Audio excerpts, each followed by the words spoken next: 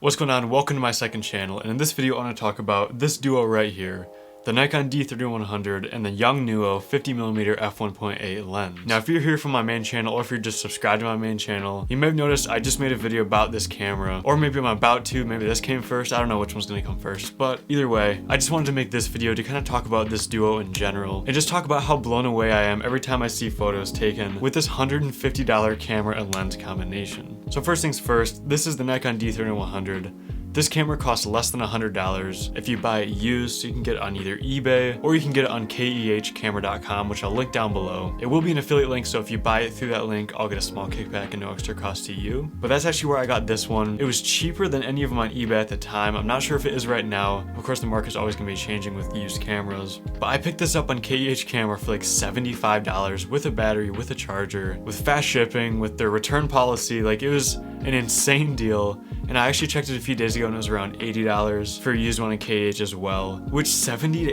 $80 for a working interchangeable lens DSLR camera is unbelievable, especially with the type of photos you can get out of this still, even though it's a 12-year-old camera. You know, it has a bunch of flaws, but if you're upgrading from your phone, like an iPhone or something like that, or from like a point and shoot camera, you can still get such amazing quality looking photos out of this compared to like an iPhone or, you know, a point and shoot camera. And so this is a lens that I use with this 100% of the time. I actually don't even have another lens for it, so this is the lens I have to use. But I do love using this lens. You know, it's not the best thing in the world. It has a lot of chromatic aberration, and it's not really sharp. You know, you pretty much have to stop down to f2.8 to, you know, make it a decent sharpness and kind of get rid of some of that chromatic aberration. However, pretty much most of the photos I'm going to show in this were shot at f2.8 with this lens. If you take pictures with this combination in order to post on Facebook or Instagram or whatever, and look at it on a phone screen, I can almost guarantee, maybe not 100%, but I feel like personally, if I took a photo with this lens and then the exact same photo with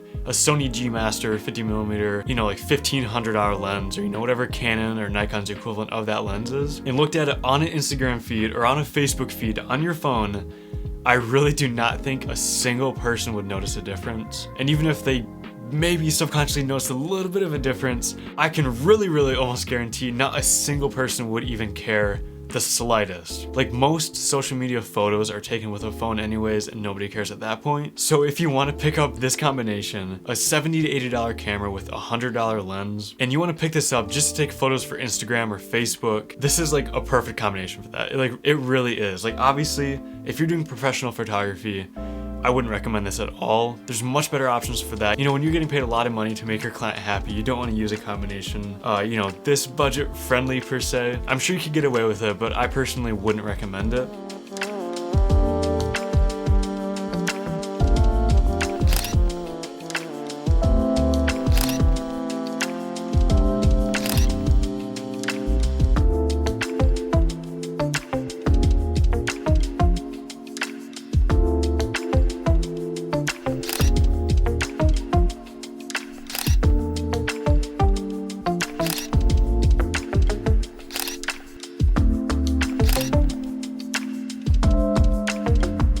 Also, if you're wondering how I got those B-roll shots of like me taking the pictures with this, I actually used this little setup right here. Pretty much just got this ball head right here with a quick release plate, attached it to the selfie stick, extendable selfie stick here, and then just got a phone mount right here. This is just a Joby phone mount. Attached the ball head to the bottom of the camera, and then just had the selfie stick pretty much pointing out like this. Put my iPhone 12 on there with the ultra wide camera and just had it facing towards the camera. I think it looks pretty cool. I've seen people do that with like 360 cameras before, so I figured I'd just kind of make my own rig to do that.